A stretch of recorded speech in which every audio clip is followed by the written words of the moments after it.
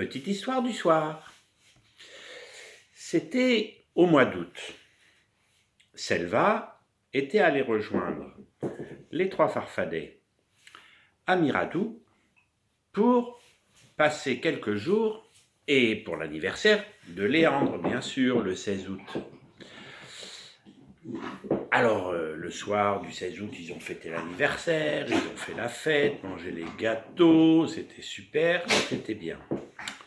Le lendemain matin, Augustin dit aux trois autres, et si on allait se promener aujourd'hui à Stafford, vous allez voir, c'est drôlement sympa, et il y a un beau château, le château de Francis Cabrel, qui est un chanteur. On va aller regarder par au-dessus comment c'est, si c'est bien. Allez, on y va tous ensemble. Alors, Selva, elle dit, ok, tout le monde sur le balai, c'est parti, on s'en va à Stafford. Les voilà qui partent, évidemment, ils disent rien à personne, ils disent pas au papa, à JB, à Alice, à Tio, à Tia, ils disent rien du tout. On les connaît, ces petits galopins. Les voilà partis, hop, tous sur le balai, super, partent après la sieste, en début d'après-midi, les 4 heures, hop, c'est parti, on va se promener. 20 minutes après, ils arrivent au-dessus d'Stafford. Ils survolent au-dessus du château de Francis Cabrel. Oh, regardez comme c'est joli. Oh, c'est drôlement bien. Il y a une piscine. Oh, il y a des beaux arbres. Il y a une belle pelouse. Attendez, on va aller visiter toute la ville d'Stafford. Alors les voilà qui font tout le tour de la ville d'Stafford, qui est une jolie petite ville à côté de Miradou. Il fait super beau et tout d'un coup, qu'est-ce qu'on commence à voir un peu plus loin? Des gros nuages tout noirs qui arrivent. C'est la fin de l'été, alors vous savez, à la fin de l'été, souvent il y a des orages. Alors bon, ils sont là, ils jouent, ils voient bien que les nuages sont loin encore, et puis au bout d'un moment, le vent commence à être plus fort et les nuages se rapprochent. Alors, Malo, qui est malin, il dit, il faudrait peut-être qu'on rentre maintenant parce que sinon, il va y avoir l'orage. Et puis Léandre et Selva, qui sont quand même un petit peu des coquins, ils disent oui, mais on veut jouer encore un peu, et ça discute, et ça joue, et ça repasse un coup au-dessus du château de Francis Cabrel, et à un moment donné, le nuage commence à être tout près. Ah, cette fois, il faut qu'on rentre. Allez, tout le monde monte sur le bateau, sur le bâton, sur le balai. Les voilà partis, mais le nuage et le vent arrivent très vite. Et les voilà qui sortent d'Stafford, qui passent au-dessus de la grande forêt. Et là, un gros éclair arrive sur le balai, casse le balai en deux. Les voilà qui tourbillonnent et qui tombent dans la forêt. Tous par terre. Tant mieux, pas de blessés. Mais le balai est cassé. Et il se met à pleuvoir très fort. Ils sont tous trempés. Et ils voient presque plus rien tellement le nuage est noir. Alors ils avancent doucement dans la forêt. Et à un moment donné, qu'est-ce qu'ils voient? Un peu plus loin, une petite cabane en bois. Et là, ils disent, bon, allez, on va aller dans la cabane en bois. Au moins, on sera à l'abri en attendant que l'orage passe. Les voilà qui rentrent dans la cabane. Alors, Augustin qui est costaud et Malo qui est malin, ils vont ramasser un peu du bois. Selva, elle dit, mon balai il est cassé, alors on va utiliser la brosse du balai pour permettre d'allumer le feu. Malo qui est très malin, il dit, on va prendre 2 morceaux de bois, on va les frotter et ça va allumer le feu parce qu'il avait vu ça à l'école, il avait appris ça. Et voilà, il y a une petite cheminée dans la chaumière, ils commencent à faire du feu, hop, ça marche, ils arrivent à allumer les brindilles de la brosse du balai de la fée Selva, ils mettent des petites brindilles par-dessus, le feu prend, Augustin met un peu du bois sec qu'il a trouvé par terre dans le bois, qui n'était pas trop mouillé par l'orage, Et les voilà qui sont tous réchauffés, en train de se réchauffer. Ils retirent leurs habits, ils les mettent à sécher parce qu'ils sont tout mouillés. Et voilà qu'ils disent, bon, bah, ils avaient emmené des petits pains au chocolat, c'est pas grave, tout va bien, mais au-dessus c'est l'orage, il pleut fort, il pleut fort, il pleut fort. Et il y a des coups de tonnerre, alors là tout le monde, hein, pas que Malo, hein, tout le monde il fait quoi? Je vous entends pas? Attention, hein, parce que après l'histoire, je veux que vous me fassiez tous une vidéo en me disant vite. Je veux voir ça, hein. Sinon, plus d'histoire après. Alors voilà.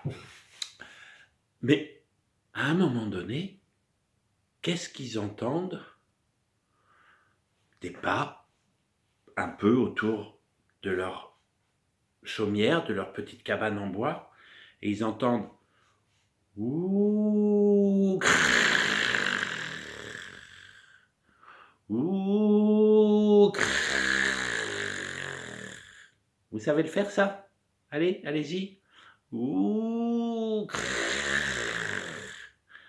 Alors là, qu'est-ce qu'ils disent? Mais qu'est-ce que c'est que ça? Qu'est-ce que c'est que ça? Et Léandre, qui est intelligent et qui connaît bien tous les animaux, il dit, ça, vous savez ce que c'est? C'est un lours. Un ours? Non, un lours. Un loup? Non, un lours. Ben, c'est quoi un lours? Un lours, c'est un animal qui a le corps d'un ours et la tête d'un loup. Alors là, ce coup-là, je peux vous dire, vraiment, tout le monde, hein. Et ils entendent les pas qui se rapprochent, qui tournent autour de la maison, et ils entendent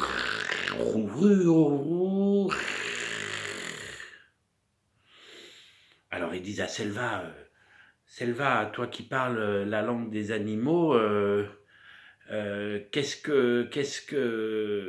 que ça veut dire? Elle dit, je crois que ça veut dire, ça sent le cochon, j'ai mal à la main. Mais je comprends pas bien ce qu'il dit parce que c'est un langage à moitié loup, à moitié ours. Alors Augustin il dit mais attends, ça veut rien dire. Et là l'ours il recommence. Ouh, ah non. En fait, il a dit ça sent très bon dans cette maison et j'ai très faim des petits gamins. Ouh là là là là là là. Alors là, c'est plus poète les biquettes, c'est carabistouille, on se cache partout, qu'est-ce qu'on peut faire? Ben oui, qu'est-ce qu'on peut faire? Parce que Selva, elle a compris qu'il voulait manger les 4 enfants, ce gros l'ours. Alors, Malo qui est malin, il dit, faut qu'on trouve une solution, faut qu'on soit plus malin que le l'ours. Alors, Léandre, qui est intelligent, il dit, moi j'ai une idée. Qu'est-ce qui se passe en ce moment? On a peur du l'ours. Eh bien, on va faire le contraire. C'est le l'ours qui va avoir peur de nous. Vous savez, et je vous ai vu, vous tous les 4, vous savez drôlement bien vous déguiser. Eh bien, on va se déguiser en l'ogre. Pire que l'ours. Alors, Augustin, il dit, je sais comment on va faire. Moi, je vais prendre Malo sur mes épaules. Malo, il va prendre Léandre sur ses épaules. Léandre, il va prendre Selva sur ses épaules. On va mettre nos habits par-dessus tout ça. On va devenir un énorme monstre avec 8 mains, avec une couverture par-dessus. Et on va mettre un espèce de chapeau sur la tête pour faire peur. Et on va sortir, ouvrir la porte et faire peur au l'ours. Alors voilà, Augustin, il est costaud. Alors il peut porter tout le monde. Malo, il vient sur les épaules. Il est quand même assez costaud aussi. Il prend Léandre sur ses épaules. Léandre, il est quand même un peu costaud. Il prend Selva sur ses épaules, qui n'est pas lourde du tout. Et les voilà qui sortent, qui ouvrent la porte doucement, qui voient devant eux l'énorme l'ours, mais eux sont plus grands que l'ours, et ils sont là, à bout, à bout, à bout, à bout, allez-y fort, à bout, à bout, à bout, à bout, encore à vous, allez. Et le l'ours, en voyant cette espèce de monstre à 8 bras, 8 mains, 80 doigts en face d'eux qui crie, a très peur et se sauve. Et voilà comment ils se sont débarrassés du l'ours. Ben oui, d'accord, mais ils sont encore pas rentrés chez eux. Et là, ils ont eu tellement peur et que la chaumière est bien chauffée qu'ils rentrent tous dans la chaumière et ils se mettent à s'endormir. Pendant ce temps-là, vous pensez bien que JB, Alice, Tio, Tia, ils sont drôlement inquiets. Alors ils sont là, ils disent, mais où est-ce qu'ils sont passés les enfants? Et cet orage énorme, qu'est-ce qui va se passer? Et il y a Alice qui dit, moi, j'écoutais, je les ai entendus, ils ont dit qu'ils allaient à Astafort pour voir la maison de Francis Cabrel. Allez, tout le monde dans la voiture, ils foncent à Astafort en voiture, et ils arrivent à la maison de Francis Cabrel. Ils frappent à la porte, il y a Francis Cabrel qui arrive, qui ouvre, et ils disent on ne sait pas ce qui s'est passé, nos enfants sont partis, ils voulaient voir votre maison sur leur balai magique, ils sont repartis, on ne les retrouve pas. Alors Francis Cabrel, il dit attendez. J'étais tranquille, assis dans ma maison, à écrire les paroles de ma nouvelle chanson. Quand ils sont arrivés sur leur balai, je voudrais quand même vous dire que je les ai vus partir vers la forêt qui va à Miradou. Et ben voilà, merci Francis Cabrel. Alors les voilà qui partent, ils ont pris des lampes, l'orage s'est calmé, il pleut presque plus, et les voilà qui cherchent dans la forêt. Francis Cabrel est venu avec eux, il a fait venir des copains, et tout le monde cherche. À un moment, Tio, qu'est-ce qu'il voit au loin? Un peu de fumée qui sort, qui monte. Ils disent attention, il y a quelque chose là-bas. Et les voilà qui arrivent autour de la maison. Ils ouvrent la porte, et qu'est-ce qu'ils voient? 4 petits chenapans, tous couchés autour de la cheminée en train de dormir tranquillement, avec un petit feu de bois qui les réchauffe bien. Alors évidemment, tout le monde est content de les avoir retrouvés, on les prend, on les embrasse, mais quand même, on les gronde, parce qu'il ne faut pas partir comme ça dans la forêt et surtout repartir quand il y a de l'orage. Heureusement, tout le monde rentre à la maison, on fait un bon dîner et tout le monde au lit, privé de dessert quand même. À bientôt.